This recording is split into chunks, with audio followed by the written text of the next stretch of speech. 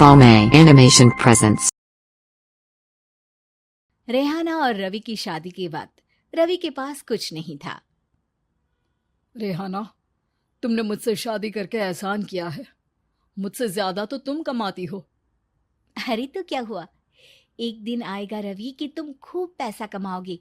मुझे तुम पर पूरा विश्वास है। रवि और रेहाना खुद को स्टैंड करने के लिए पूरी मेहनत करते।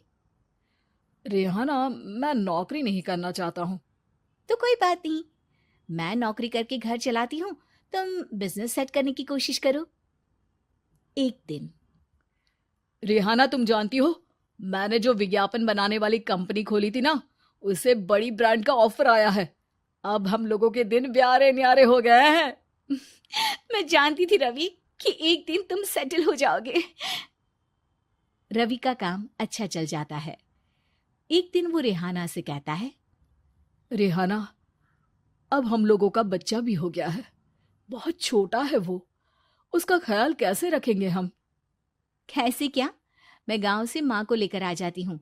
नौकरी से हाफ डे ले लिया करूंगी। अभी तो वो छोटा है, स्कूल जाने तक मैं मैनेज कर लूंगी। देखो रेहाना, मैं अब अच्छा कमा रहा हूँ। तुमको नौकरी करके परेशान होने की कोई जरूरत नहीं है। अरे कैसी बात कर रहे हैं, मैं अपनी लगी लगाई नौकरी कैसे छोड़ दूं? और मैंने तो सुना है हम लोगों को कुछ ही महीनों में सरकारी नौकरी मिल जाएगी। सरकारी नौकरी में कितना कमा लोगी? उतने में तो मैं ड्राइवर रख लूंगा। रेहाना को रवि की बात का थोड़ा बुरा तो लगता है। कम से कम मेरी नौकरी की इतनी बेइज्जती मत करो। भूल गए, इसी नौकरी के बदौलत तुमने अपना बिजनेस खड़ा किया है। अरे वो तो मैं किसी के भरोसे भी कर लेता। देखो, अपने बच्चे को संभालो, घर का काम करो। अब बाहर जाती तुम अच्छी नहीं लगती हो। रेहाना रवि के कहने पर नौकरी तो छोड़ देती है, लेकिन अब बड़े से घर में उसकी कीमत किसी नौकर से कम नहीं होती। एक दिन रवि का दोस्त आता है। भाभी, हम लोग तो आपको तब से जानते हैं जब से आप लोग शादी होकर इस शहर में आए थे। आपकी बदौलत ही सारा बिजनेस खड़ा हुआ है। ये किस्मत तो आप ही की है भाभी। हाँ हाँ भाई, हमारी मेहनत तो कुछ है ही नहीं। अरे होगी, लेकिन भाभी की किस्मत के आगे कुछ नहीं। दोस्त वहां से चला जाता है, लेकिन रवि का गुस्सा सातवें आसमान में होता है। देखा कैसे बोल रहा था? अरे बिल्कुल अच्छा आदमी नहीं है ये। कैसी बात कर रहे हैं आप? प्रशांत भैया तो बहुत अच्छे इंसान है रवि। कैसे उन्होंने हमारे मुश्किल वक्त में हमारा साथ दिया था। अरे था पैसा तो साथ दिया, नहीं तो कौन पूछता है? रवि का व्यवहार पैसा आते ही अलग हो गया। वो बंदे को बंदा नहीं समझता। घमंड से घिरे रवि ने तो एक दिन हद ही कर दी। रेहाना, मैं अब तुम्हारे साथ नहीं रह सकता हूँ। क्या क्या बकवास कर रहे हो रवि? क्या कहना चाहते हो? और क्यों नहीं रह सकते तुम मेरे साथ? देखो, मुझे कोई और पसंद है, और उसने साथ रहने पर बस यही शर्त रखी है कि मुझे तुम्हें तलाक देना होगा। रेहाना, जो कि एक स्वावलंबी महिला थी, उसने बिना देर किए रवि को कह दिया, कोई इश्यू नहीं, मुझे पैकिंग में 4 दिन का वक्त लगेगा, लेकिन तब तक मैं तुम्हारे साथ नहीं रहूंगी। 4 दिन के लिए तुम कहीं और शिफ्ट हो जाओ, मैं घर से निकलूंगी तो बता दूंगी। रवि घर छोड़कर चला जाता है। रेहाना को दुख होता है, वो रोती है, लेकिन व्यवहार से स्ट्रांग रेहाना को पति के वापस आने का और उसे सबक सिखाने का पूरा भरोसा था। फिर एक दिन, अरे शुशिका, कब शादी करोगे तुम मुझसे? यार मैंने तो सोचा था तुम शादी से पहले मुझे विदेश लेकर जाओगे, महंगी कार दिलाओगे।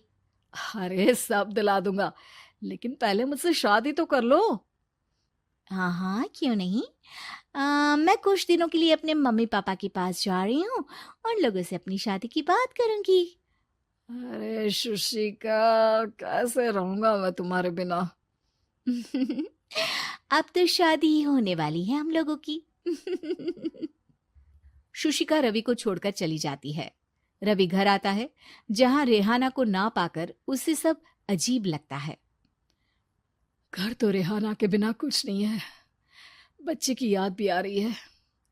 चलो एक वीडियो कॉल कर लेता हूँ। रवि रेहाना को वीडियो कॉल करता है, लेकिन रेहाना फोन नहीं उठाती। रात को सोते वक्त मन कर रहा है मुन्ने को गले लगा लूं। चलो कोई ना, शुशिका से शादी के बाद मेरे और भी बच्चे होंगे। अगले दिन रवि ऑफिस जाता है, जहां टीना खड़ी होती है। सर, आपने अपने नए ऐड के लिए मॉडल की रिक्वायरमेंट डाली थी ना, मैं उसी के लिए आई हूँ। रवि टीना को देखकर खुश हो जाता है। अब शादी हो गई है तुम्हारी? नहीं सर, बस अच्छा सा हैंडसम और अमीर लड़का देख रहे हैं मेरे मम्मी पापा।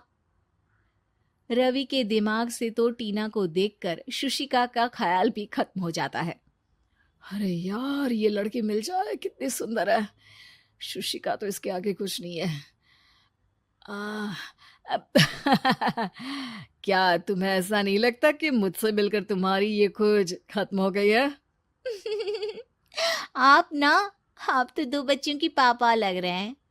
अरे नहीं नहीं, मेरी शादी तो हुई थी, लेकिन बीवी को किसी और से प्यार था, मुझे छोड़कर चली गई। खैर, टीना की दोस्ती रवि से हो जाती है, लेकिन 1 महीने बाद शुशिका रवि के पास वापस आती है। मेरे मम्मी पापा तुमसे मिलना चाहते हैं, लेकिन उन लोगों को ये मत बताना कि तुम पहले से शादीशुदा हो, और हाँ, शादी से पहले अपनी सारी प्रॉपर्टी तुमको मेरे नाम करनी होगी। अरे पागल, अब मैं तुमसे शादी ही नहीं करना चाहता। भला ऐसी लालची औरत से कौन शादी करेगा? तभी वहां टीना आ जाती है। रवि, ये पागल सी औरत कौन है? देखो, तुमने ही कह दिया ना पागल, तो पागल ही है। पता नहीं कौन है, कह रही है शादी कर लो, लेकिन शादी से पहले अपनी सारी प्रॉपर्टी मेरे नाम कर दो। बोल तो सही रही है। वैसे तुम जानती हो, मेरी एक सहेली है, उसके पति ने उसे पैसा आते ही छोड़ दिया, जबकि उसको खड़ा करने वाली ही मेरी सहेली थी। और मुझे भी भरोसा नहीं है। अगर मैं भी तुमसे शादी करूंगी तो तभी जब तुम मेरे नाम अपनी सारी प्रॉपर्टी कर दोगे। अरे हाँ हाँ, क्यों नहीं, बिल्कुल कर दूंगा। रवि और टीना की शादी की तारीख तय हो जाती है। वो अपनी सारी प्रॉपर्टी के कागज लेकर शादी वाली जगह पर पहुंचता है, लेकिन वहां टीना आती नहीं। रवि टीना को मैसेज करता है। कहाँ हो? सॉरी, मैं तुमसे शादी नहीं कर सकती, मुझे तुमसे भी ज्यादा पैसे वाला मिल गया। रवि को गुस्सा आ जाता है। वो गुस्से से सारा डेकोरेशन तोड़ रहा होता है कि वहां रेहाना आ जाती है। सर, क्या हो गया? क्या डेकोरेशन पसंद नहीं आई आपको? तुम यहाँ क्या कर रही हो? मैं यहाँ की डेकोरेटर हूँ। क्या आपको पसंद नहीं आई यहाँ की सजावट? रवि दौड़कर रेहाना के गले लग जाता है। मुझे माफ कर दो रेहाना। रवि रेहाना के गले लग जाता है और रेहाना टीना को थैंक्स का मैसेज करती है।